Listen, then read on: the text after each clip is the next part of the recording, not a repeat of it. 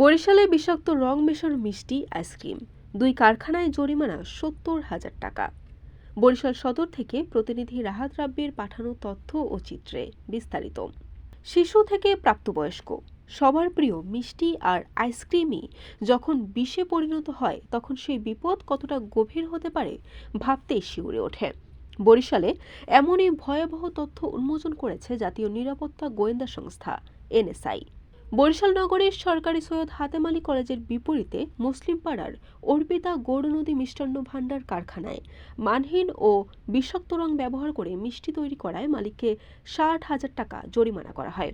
সোমবার এনএসআই এর সুনির্দিষ্ট তথ্যের ভিত্তিতে জেলা প্রশাসন ও বিএসটিআই এর কর্মকর্তারা এই অভিযান পরিচালনা করেন। অভিযানে 7 থেকে 8,000 পিস আইসক্রিম সহ বেশ কিছু নিম্নমানের মিষ্টি ধ্বংস করা হয়। একই দিন নগরীর 6 নম্বর ওয়ার্ডের মারুফ সুপার স্পেশাল কারখানায় অনুমোদনহীন ও ক্ষতিকর রং মেশানো আইসক্রিম উৎপাদনের কারণে 10,000 টাকা জরিমানা করা হয়। এনএসআই বৃহস্পতিবার জানায়, ভেজাল খাদ্যের বিরুদ্ধে চলমান অভিযানের অংশ হিসেবে সংস্থাটির সদস্যরা দীর্ঘদিন ধরে কারখানাগুলোয় গোপনে নজরদারি চালান, এমনকি ক্রেতার ছদ্মবেশে পণ্য কিনেও পরীক্ষা করেন। যাচাই বাছাই শেষে যখন খাবারের নিম্নমান ও কাপড়ের রং ব্যবহারের বিষয়টি নিশ্চিত হয়, তখন জেলা প্রশাসন ও বিএসটিআইকে নিয়ে অভিযান পরিচালিত হয়।